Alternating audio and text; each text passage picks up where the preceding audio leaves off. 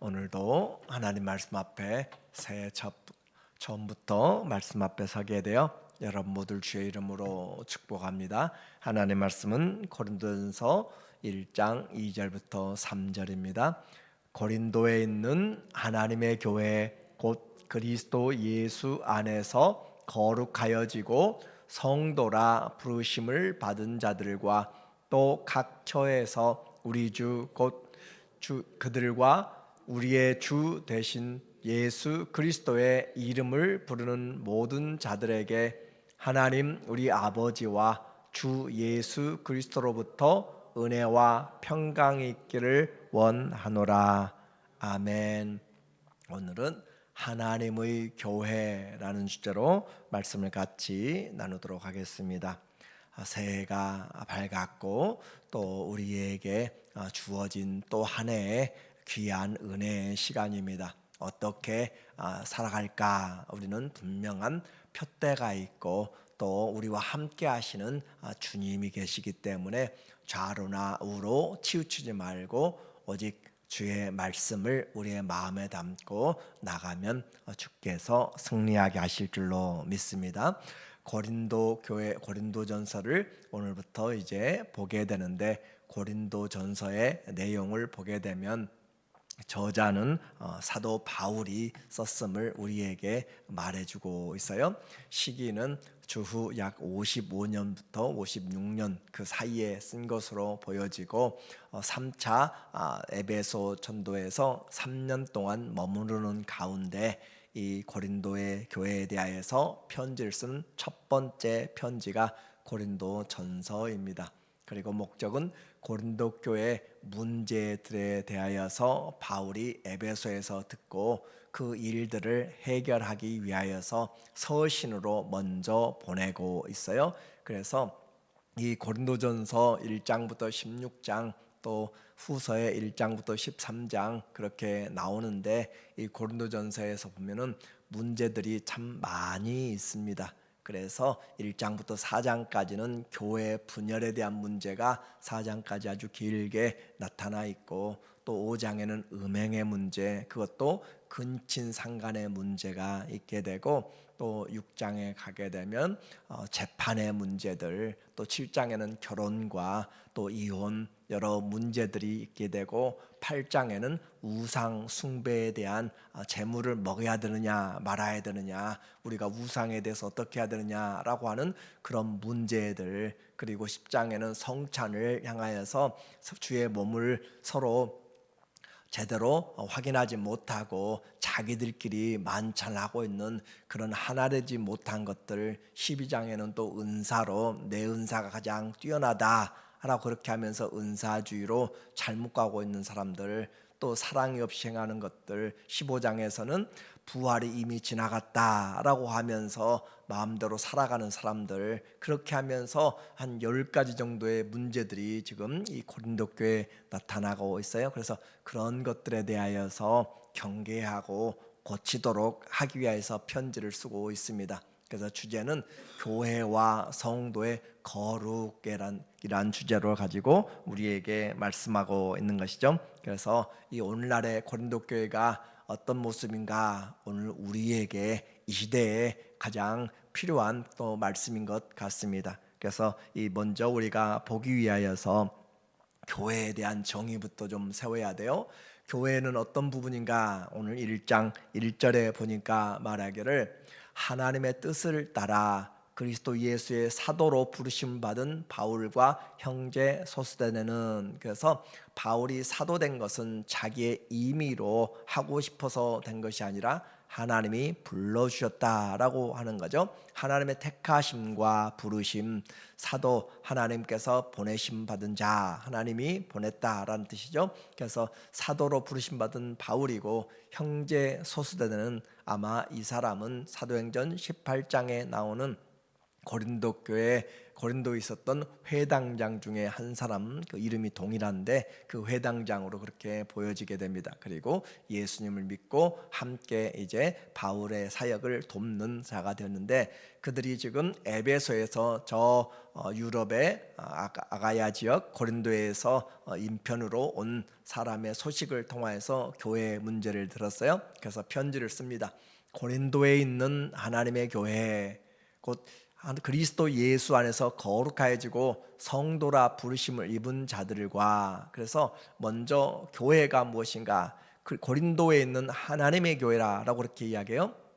그러면 하나님의 교회가 고린도에만 있는가라고 생각할 때 그것은 결코 아니고, 이것은 지역 교회를 강조하기 위한 것입니다. 그래서 고린도에 있지만 하나님의 교회다라는 것이고, 또 분명하게 이야기해요. 그 교회는 무엇인가?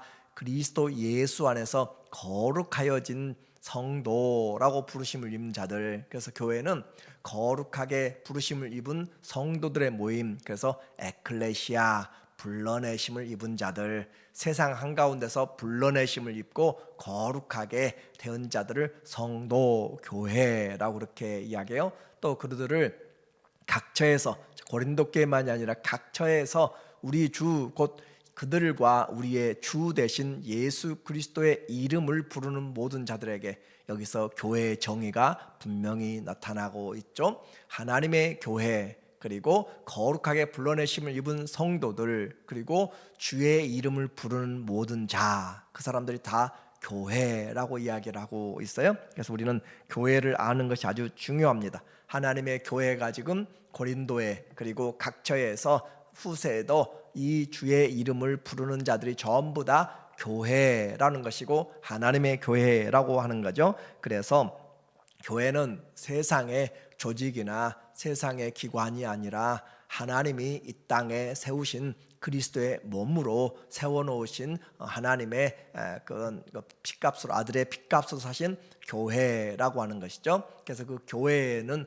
하나님의 사람들이 이 세상에서 구별되어서 하나님의 자녀로 양육받는 것이고, 또 그들이 또 교회를 복음을 전함으로 세워나가는 것. 그래서 우리는 교회를 생각할 때 어떤 생각을 가지는가? 이 시대는 교회가 우리 주위에 많이 있잖아요. 그래서 이 교회 저 교회 또 하나의 교회가 아니고, 또 많은 교인들, 또 한 명의 교인이 아니라, 교회는 하나님이 세우시고 구별하시고 돌보시는 그리스도의 몸이다라고 하는 특별한 관계를, 특별한 유기체인 것을 말씀하고 있습니다. 그래서 하나님의 교회 한 사람 한 사람을 불러서 그리스도를 주로 삼고 살아가도록 불러내신 자들, 그 사람들이 거룩하게 된 자라고 그렇게 불러내심을 입었습니다. 그리스도 이름을 부른 자들, 그런 자들에게 하나님이 세상이 갖지 못한 것을 주셨어요. 3절에 보니까 불러낸 자들에게 하나님 우리 아버지와 주 예수 그리스도로부터 은혜와 평강이 있기를 원하노라. 은혜와 평강은 바로 하나님의 교회에게, 그리고 하나님의 부르심을 받아서 예수 그리스도를 믿는 자들에게 주어진 영적인 하나님의 은혜입니다. 그래서 은혜와 평강이 바로 우리에게 있다라는 것이죠. 다시 말씀드려요. 하나님의 교회, 무엇이 하나님의 교회인가? 거룩하게 불러내심을 입은 사람들, 성도가 교회이고, 예수 그리스도 이름을 각처에서 부르는 자들이 바로 교회. 그래서 교회는 그리스도의 몸이고 그리스도의 믿음의 터 위에 세워진 것이 교회라는 것을 우리에게 확인해 주고 있습니다. 그러면 이와 같이 특별한 하나님이 주신 평강과 은혜를 가지고 많은 어려움이 있어요.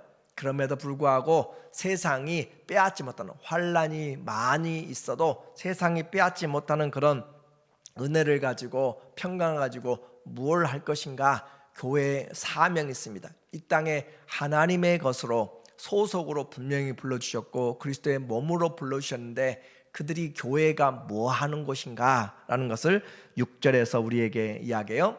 6절의 말씀에 그리스도의 증거가 너희 중에 견고하게 되어. 자, 교회에 은혜와 평강이 있어요. 세상에서 불러냈어요. 그리고 그들이 가지고 있어야 될 것이 그리스도의 증거가 있어야 된다. 그리스도의 증거, 그리스도를 믿는 믿음이죠. 그 믿음의 역사, 사랑의 수고, 소망의 인내. 그래서 그리스도의 증거가 너희 중에 견고하게 되어 교회는 그리스도로 충만하게 되고 그리스도 안에서 견고하게 돼야 됩니다.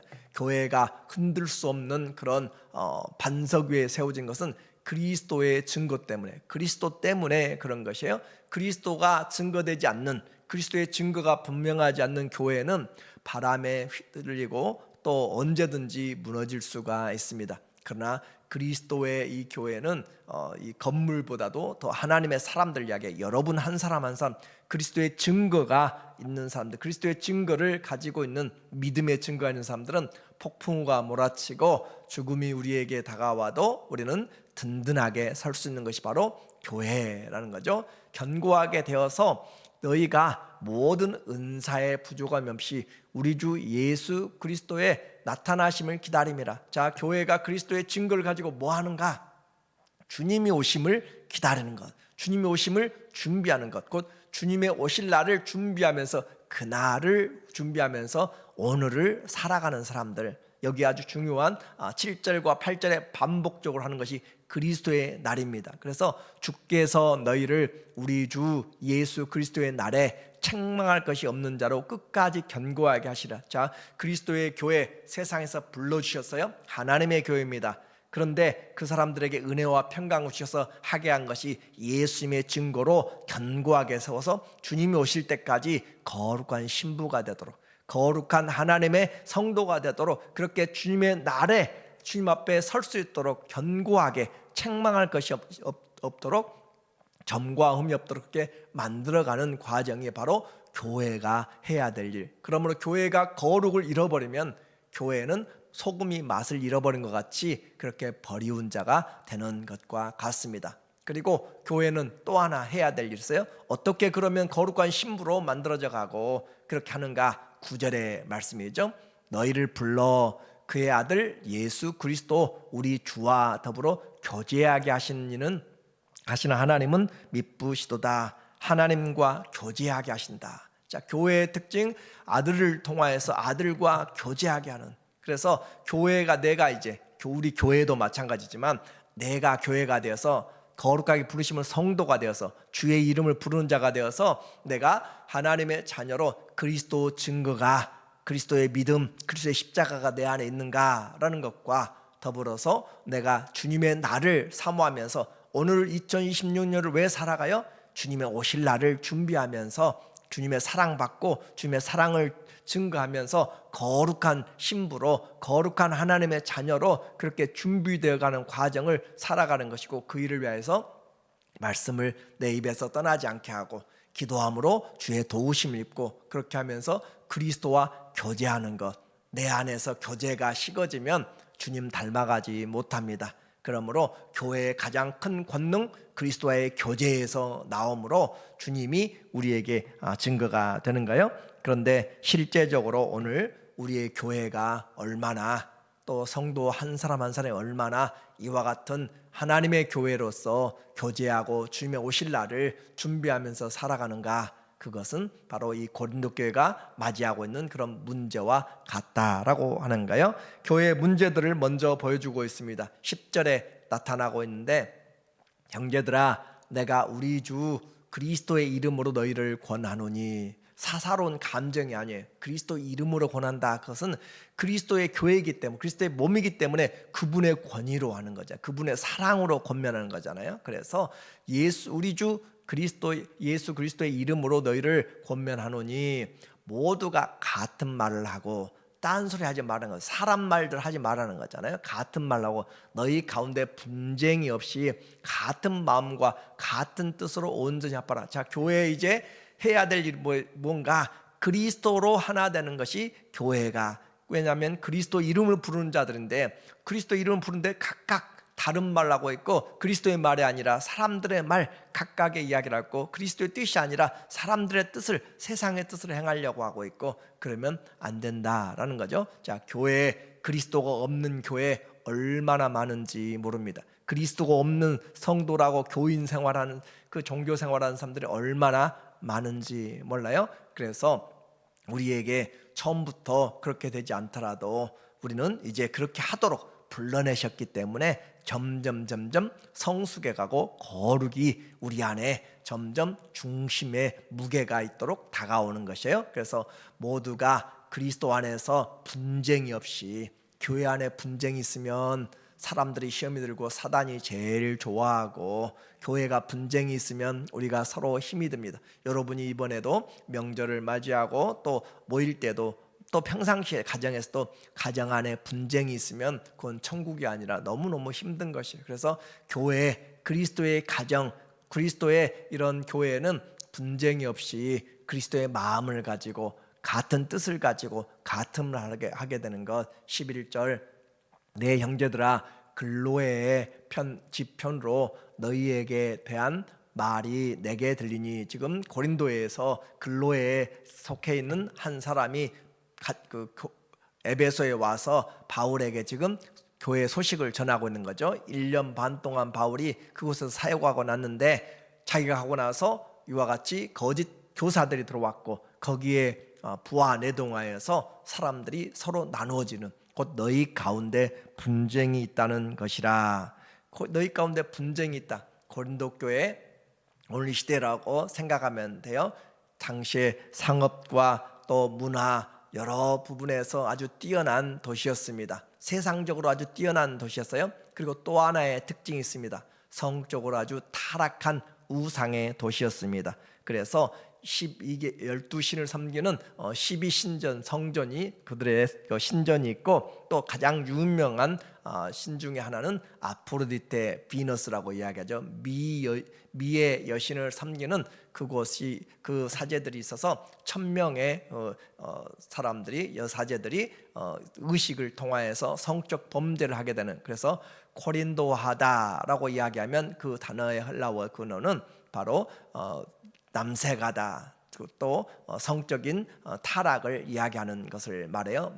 마치 소돔과 고모라가 성적인 그런 타락으로 부패한 것을 대표한 것처럼 고린도라고 하는 도시는 바로 성적 타락의 가장 대명사로 불려지는 그곳에 지금 성도들이 교회에 모였는데, 그 우상에게 가서 거기서 일하는 사제들과 또 간음을 하고, 그렇게 하면서 교회가 세상에서 합당하게 서지 못하는 그런 문제들. 그러므로 예수 그리스도의 마음을 품고 있는 교회, 오늘 우리가 다시 한번 봐야 될 필요가 있어요.